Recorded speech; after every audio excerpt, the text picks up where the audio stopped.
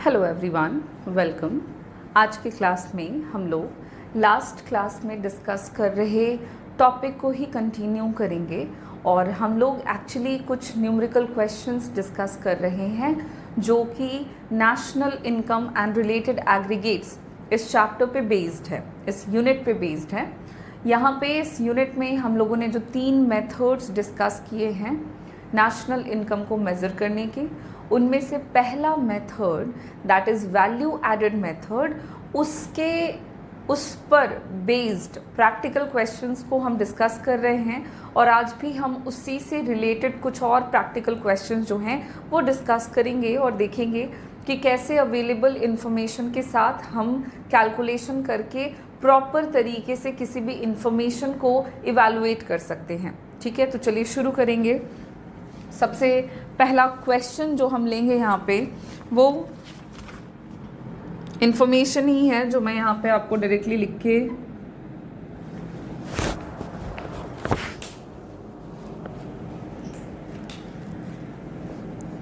बताती हूँ। सबसे पहले एक तरफ है पार्टिकुलर्स और दूसरी तरफ है रुपीज इन लाख। जो इंफॉर्मेशन है उसमें सबसे पहला दिया हुआ है net value added at factor cost. Second दिया हुआ है इंटरमीडिएट कंजम्पशन।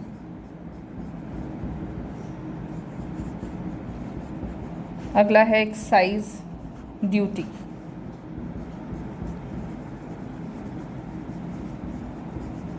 देन है सब्सिडीज और दिया हुआ है डेप्रिसिएशन।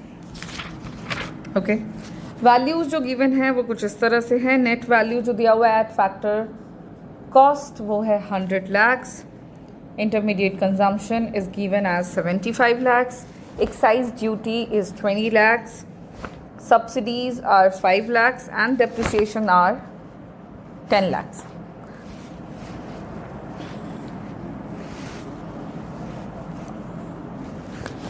और अब देखते हैं कि इस क्वेश्चन में हमसे पूछा क्या जा रहा है। तो कहा जा रहा है कि कैलकुलेट करें value of output from the following data. ठीक है,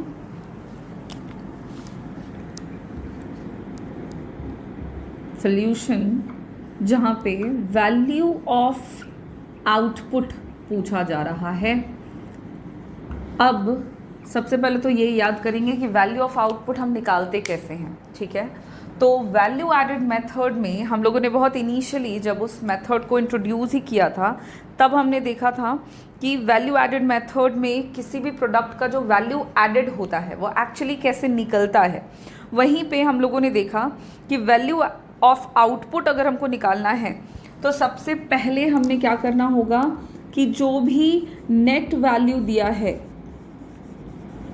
इस केस में नेट वैल्यू हमारे पास है तो जो नेट वैल्यू एडेड है एट फैक्टर कॉस्ट हम वो लेंगे। इसमें हम ऐड करेंगे, क्या ऐड करेंगे तो इंटरमीडिएट कंजम्पशन को ऐड कर देंगे, क्योंकि वैल्यू ऑफ आउटपुट जब निकालना है हमको तो वहाँ पे उस प्रोडक्ट को, उस आउटपुट को बनाने में टोटल कितना कॉस्ट आया प्लस उसको बनाने में जो इंटरमीडिएट कंजम्पशन किया गया था वो कितना था, साथ ही साथ उस प्रोडक्ट को बनाने में जो बनाने के दौरान जो भी डेप्रिसिएशन लगा था वो कितना था, तो उसको भी हम ऐड करते हैं, तो डेप्रिसिएशन भी ऐड होता है।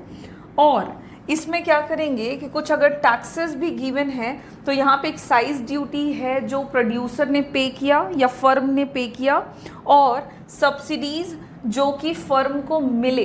तो इस केस में क्या करना होगा कि आप यहाँ पे इन दोनों का डिफरेंस को ऐड करोगे, यानी कि एक्साइज ड्यूटी में हम लोग घटाएंगे किसको, तो सब्सिडीज को। एक्साइज ड्यूटी में सब्सिडीज़ को घटाएंगे, जो डिफरेंस आएगा उसको जब हम ऐड कर देंगे तब जा कर के हमारा टोटल वैल्यू निकल के आएगा उस आउटपुट का जिसके प्रोडक्शन की बात यहाँ पे हम समझ रहे हैं या कर रहे हैं। तो वैल्यू ऑफ आउटपुट निकालने का सिंपल सा तरीका है कि जो भी वैल्यू एडेड दिया हुआ है एट फैक्टर कॉस्ट वो ले लेना है, उसमें इंटरमीडिएट कंजम्पशन को जोड़ना है, उसमें डेप्रिसिएशन जो आया वो ऐड होगा और उसमें जो भी डिफरेंसेस होंगे टैक्सेस के, सब्सिडीज के, उनको हम ऐड करेंगे। That is the net taxes, तुम इसको कह सकते हो एक्साइज ड्यूटी माइनस सब्सिडीज को। और इस तरह से वैल्यू ऑफ आउटपुट इस केस में हमारा निकलेगा।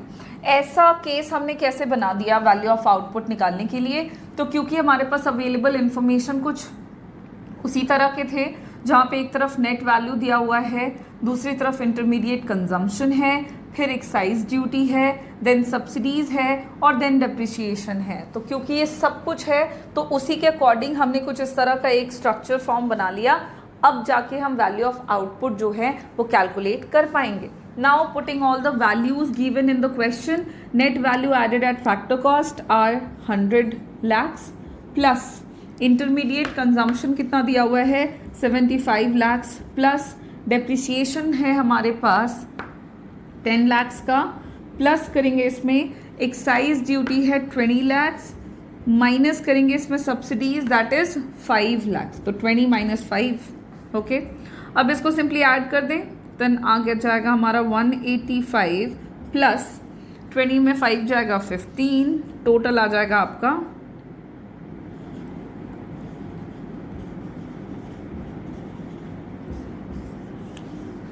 200 lakhs। ठीक है, ये हमारा शो कर रहा है टोटल वैल्यू ऑफ आउटपुट। तो कोई भी प्रोडक्ट जो बनता है उसका जो भी वैल्यू होता है वो इसी तरह से डिटरमिन किया जाता है कि उस प्रोडक्ट को बनने में net total value, net value कितना ऐड हुआ, प्लस उसको बनाने में कितना इंटरमीडिएट कंजम्पशन किया गया, प्लस उसमें डेप्रिसिएशन कितना लगा हमारा, एंड उसमें टैक्सेस कितने पे किए वो हटेगा, मतलब उसको घटाएंगे, और सब्सिडीज कितनी मिली उसको हम जोड़ेंगे।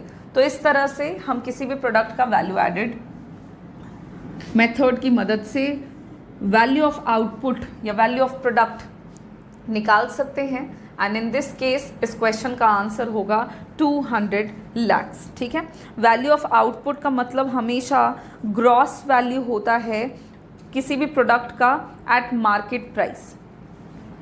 ये जो वैल्यू ऑफ आउटपुट है this is the gross value of the product at market price, इसलिए इसमें हमने टोटल चीज़ों को ऐड किया है, कुछ भी सब्सट्रैक्ट नहीं किया है। इसी तरह से ये क्वेश्चन हो गया है कंप्लीट। एंड अब देखते हैं हम एक और क्वेश्चन।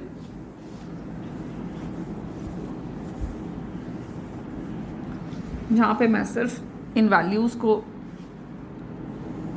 रिमूव करके इनको बदल रही हूँ।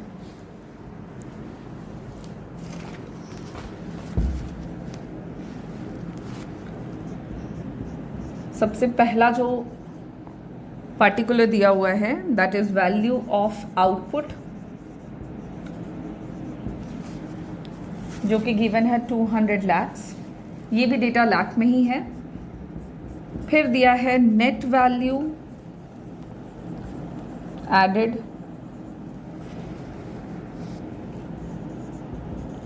एट फैक्टर कॉस्ट, जो कि है 80 lakhs। फिर दिया है sales tax 15 lakh, then subsidies 5 lakhs and given है depreciation which is 20 lakhs। And question में कह रहा है कैलकुलेट करें intermediate consumption from the following data.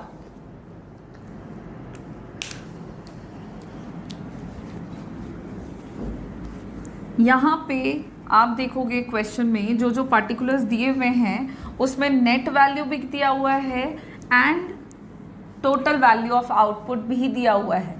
तो इस केस में आपसे वैल्यू ऑफ आउटपुट नहीं पूछ रहा बिकॉज वो तो गिवन है, आपसे यहाँ पे इंटरमीडिएट कंजम्पशन पूछा जा रहा है। तो अब तक हमने कई बार इंटरमीडिएट कंजम्पशन का इस्तेमाल किया है to calculate net value added और वैल्यू ऑफ आउटपुट। तो इस तरह से आप इंटरमीडिएट कंजम्पशन को जब कैलकुलेट करने की बारी आएगी तो कैसे करेंगे कैलकुलेट।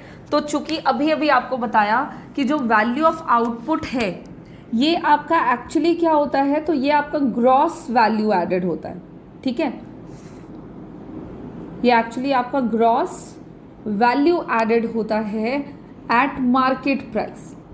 तो ग्रॉस आपको इंटरमीडिएट कंजम्पशन निकालना है। करेंगे क्या, तो सिंपल है, वैल्यू ऑफ आउटपुट दिया हुआ है ग्रॉस वैल्यू, इसमें से सबसे पहले क्या करना होगा, net value added at factor cost को क्या करेंगे, तो सब्सट्रैक्ट करेंगे। फिर उसमें हमने डेप्रिसिएशन को घटाना होगा, डेप्रिसिएशन घटाएंगे और फिर लास्ट में आपको क्या करना होगा कि यहाँ पे जो सेल्स टैक्स है एंड सब्सिडीज है इन दोनों के डिफरेंस को भी आपको टोटल में घटाना होगा।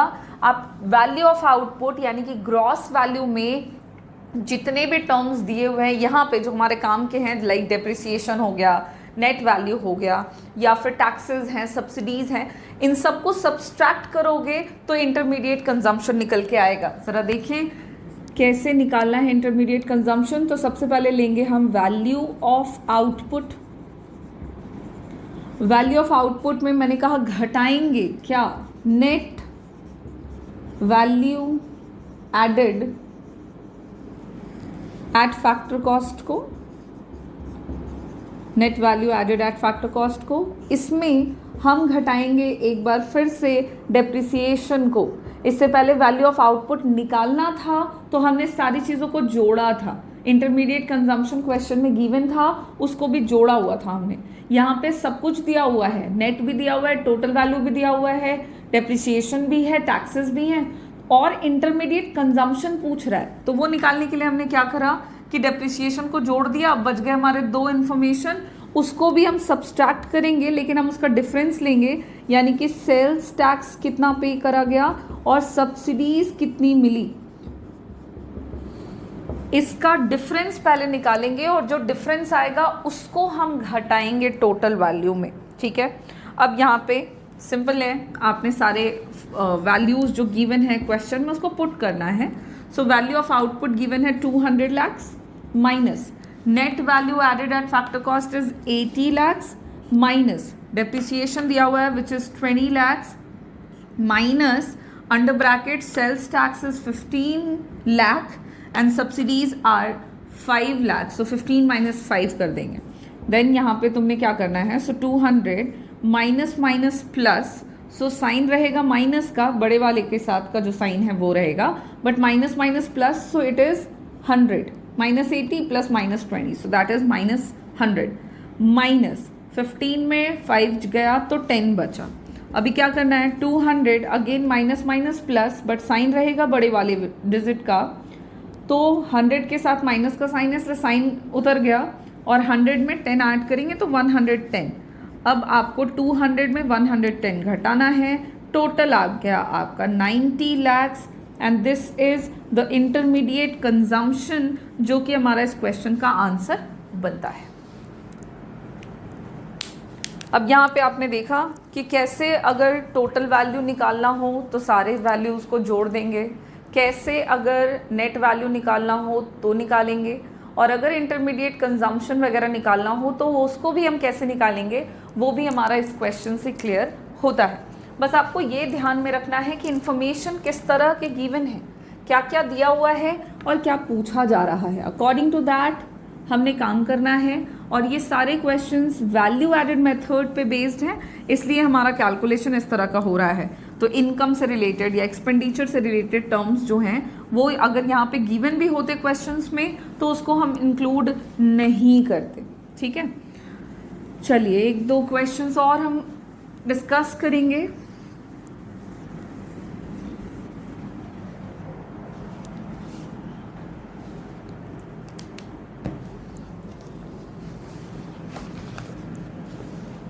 सबसे पहले देख लें पर्टिकुलर्स के तौर पे क्या दिया हुआ है। तो फर्स्ट दिया हुआ है net value added at factor cost. ठीक है, विच इज 300 lakhs। ये भी इंफॉर्मेशन लाख में है। अगला जो टर्म है वो दिया हुआ है intermediate consumption.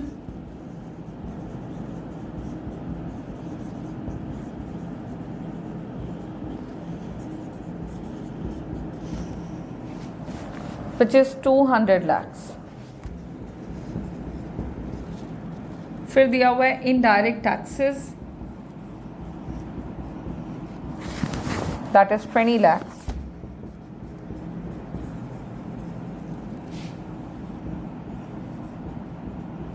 Then depreciation, which is 30 lakhs। और अगले में दिया है change in stocks, which is -50। और पूछ रहा है calculate sales from the following data. इन इंफॉर्मेशन के साथ हमसे सेल्स पूछा जा रहा है कि जो सेल्स है वो निकालें। और चलिए देखते हैं कि सेल्स का कैलकुलेशन कैसे करेंगे। सपोज करेंगे कि ये जो भी इंफॉर्मेशन गिवन है ये है फॉर अ फर्म, और उस फर्म का हमसे टोटल सेल पूछा जा रहा है कि कितना सेल हो रहा है फर्म में, और उस सेल्स को निकालने के लिए हमने इन इंफॉर्मेशन को यूज़ करना है। तो सबसे पहले हम क्या करेंगे, नेट वैल्यू एडेड दिया हुआ है हमारा एट फैक्टर कॉस्ट, तो वो लेंगे। उसमें हम पहले देखेंगे कि टोटल हमने क्या क्या वैल्यूज़ को ऐड करना है और सब्सट्रैक्ट करना है। तो सेल्स में सबसे पहले आपने क्या करना है, net value added at factor cost को ले लेंगे। इसमें हम ऐड करेंगे, क्या ऐड करेंगे, तो सबसे पहले इंटरमीडिएट कंजम्पशन को,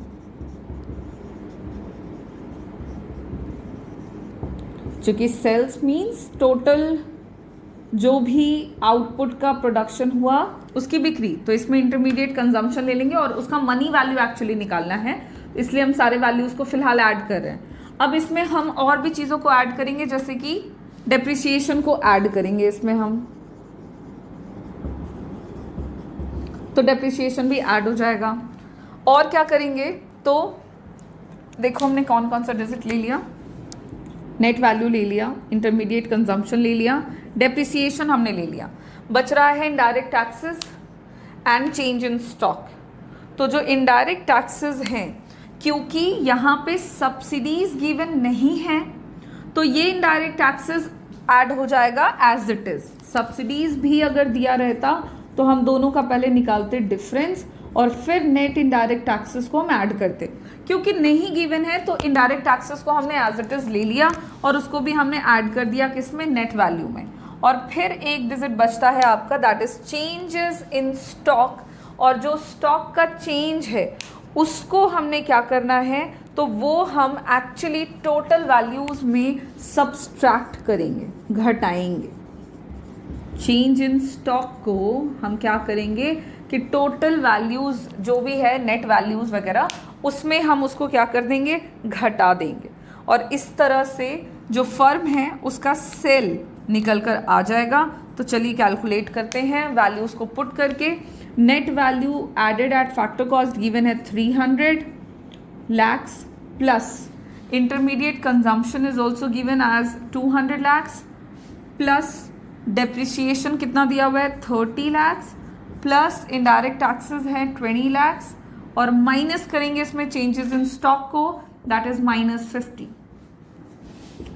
अब इसको सिंपली सॉल्व कर दें, जितना भी एडिशन साइन के साथ है, प्लस साइन के साथ है, सबको सिंपली जोड़ दें। 300 + 200 500 प्लस 550। अब क्योंकि माइनस अंडर ब्रैकेट में है और माइनस, तो माइनस माइनस प्लस 50, तो आपका टोटल हो जाएगा 600 lakhs। और ये है इस फर्म का टोटल सेल्स, जिसको हमने कैलकुलेट कर लिया with the help of these information जो इस क्वेश्चन में हमारा गिवन था।